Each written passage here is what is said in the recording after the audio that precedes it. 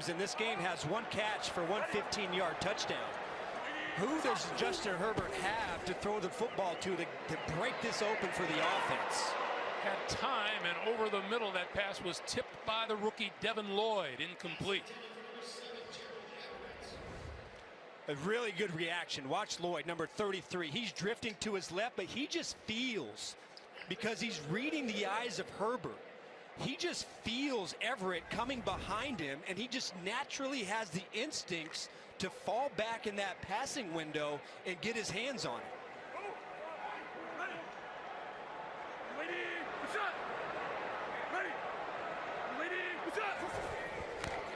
Herbert escapes the pressure. Penalty marker flies behind him, and he completes the pass to the near side of the field to Josh Palmer. And this is going to...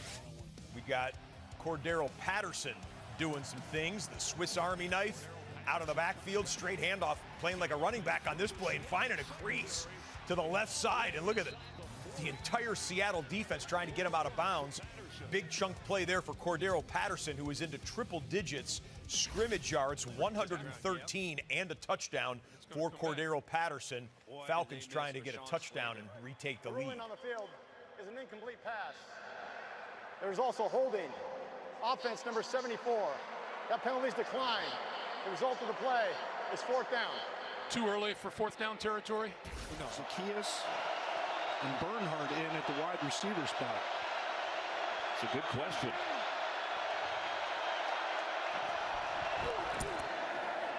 Mariota keeps. Seahawks run him out at the 15. Boy, Cody Barton, number 57, on the backside of this play. Perfect position there. Your call. I hate analytics. Well, so do I. 4th and 15. Herbert looking downfield, throwing it is incomplete, intended for Mike Williams. Inside the 5-yard line. Tyson Campbell got a hand on it. Where does Kyle Pitts start, and where does he end up? Are they going to send him in motion, try and figure out what the defense is doing?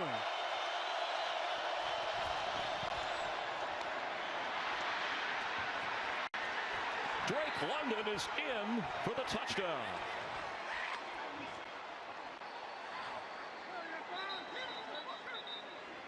Second career touchdown for the first rounder from Moore Park, California, and USC. Boy, Quandre Diggs just so high on this play. Not quite. This isn't him. He's going to be on the inside, who's going to have coverage, and just a simple stop route there. And we talked about Drake London before, just how physical he is. He does an excellent job understanding where the defenders are coming from, turns the opposite direction to get free and into the end zone. Young Waiku with the extra point. He showed some of that toughness, breaking some tackles to get into the end zone.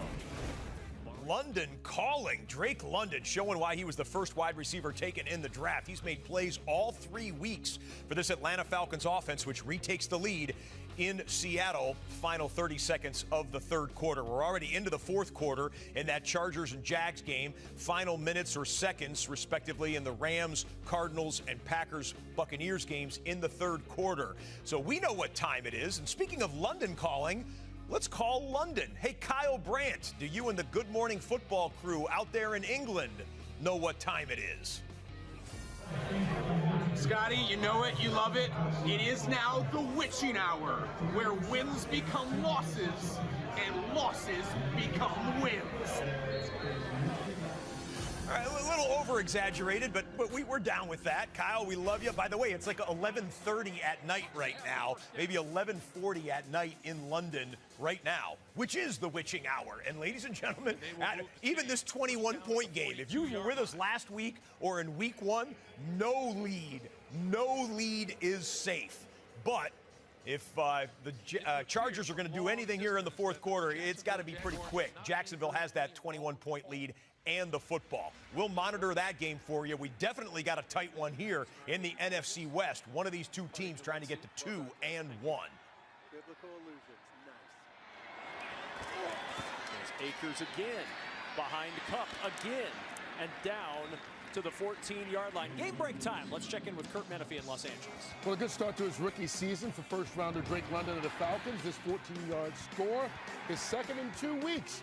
He came in leading all rookies in catches and yards, and that one gave Atlanta a lead in Seattle, 27-23. Of course, last week, Kevin, he scored against the Rams. Yes, he did, Kurt, and Mark Sanchez and Drake London both attended USC, which I'm reminded every time Drake London makes a play. Second and 4. There's Skoranek back in. That fullback. Motion from Kupp. The give is to Akers to the edge. Akers inside the 10, inside the 5, leading to the goal line. Touchdown, Cam Akers. 14-yard touchdown run. And the Rams back on the board, up 19-9. Look at Skoranek with the lead block. I think he hurt Zaven Collins. Watch him. Boom. Right in the hole. That's a receiver. To spring the run to daylight. Skoranek getting the big block, and Akers with the extra effort to punch through the goal line. Huge run, but both offenses really committing to the run game in the second half. Difference being the Rams punched it into the end zone and the Cardinals kicked the field goal. And the Rams only had 14 yards at halftime, something like that, rushing the ball. Well, Akers before this drive, 2 carries for -1 yard. This drive, 6 carries, 53 yards, and the touchdown. Sean McVay challenged Cam Akers after week 1. Said, I need to see more urgency from you. It's better last week, even better today. 8 carries, 52 yards, and a score as Matt Gay tacks on the extra point to make it 20-9. An 8-play, 75-yard drive capped by this Akers score, and the Rams up 20. Well, while we watch the last of these 4 games in the late window, want to let you know there's still one more game tonight, Sunday Night Football. Russell Wilson and the 1-1 Denver Broncos hosting Jimmy Garoppolo and the equally 1-1 San Francisco 49ers. Tonight, kickoff at 8:20 Eastern on NBC Sunday Night Football. Time now for the Sunday Night Preview, presented by DraftKings Sportsbook. Jimmy Garoppolo making his first start of the season. He is 1-4 when matched up against Russell Wilson. Of course, those two knew each other well when both played in the NFC West. So far this season, 6 trips into the red zone for the Denver Broncos.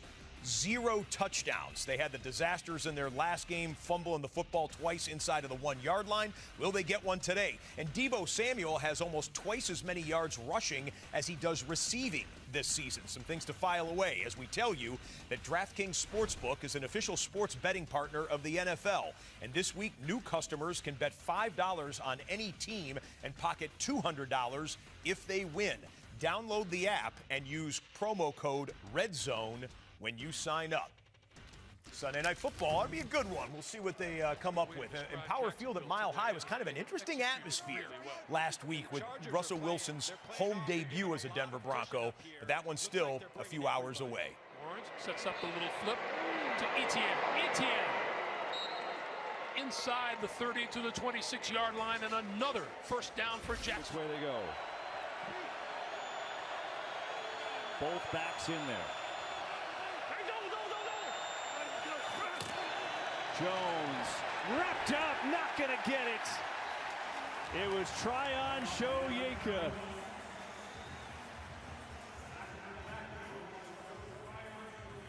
This is really well defended.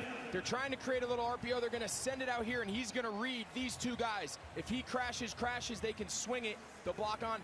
They bring pressure off the... It's almost 35 minutes to almost 17.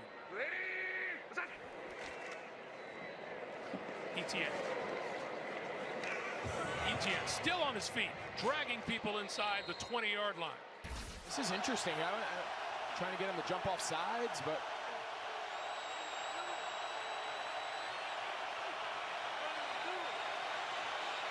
Yeah, they're just trying to steal 5 there.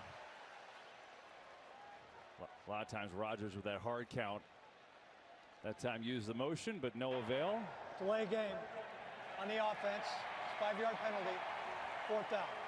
Interesting, during the commercial, I just talking about the run game, but you were saying... English tattoo across your shoulders, it says, Greggy. Don't you? 2nd and 2. The pitch for Etienne with blocking to the 15, spinning inside the 10-yard line and out of bounds. Again, the Jaguars just executing. And here's what stands out in the second half. We've seen Lawrence do some really good things, but how about the running game? You go into the second half with the lead. You want to be able to close it out. You want to be able to get in the fourth quarter and get into your run out. Murray starts off with Brown, who has had the hot hand today. His 11th catch. Bobby Wagner on the tackle. There's free completions all over.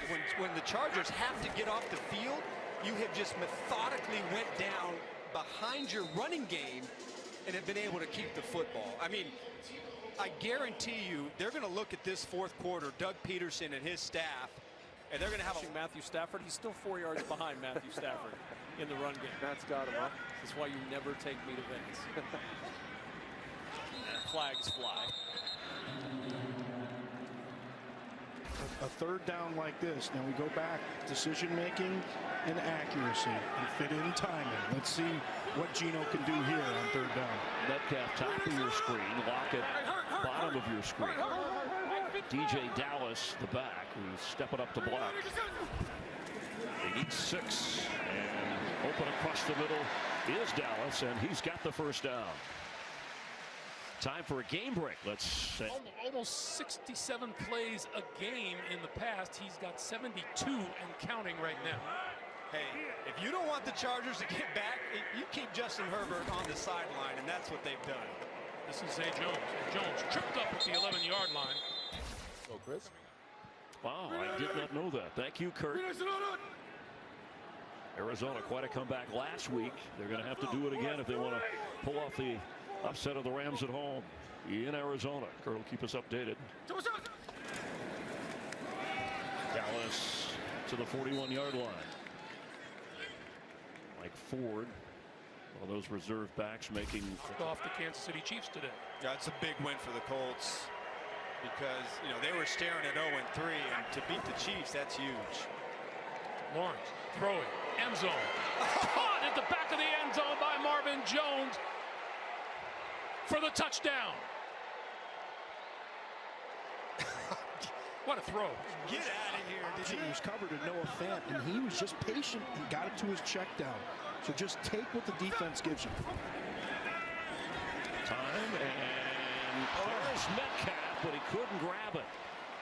Looks as if he survives the ground. Let's take one more look, Greg, but a foot and then another foot. He gets the knee, and to me, he survives the ground, and just simply gorgeous way to finish off this drive.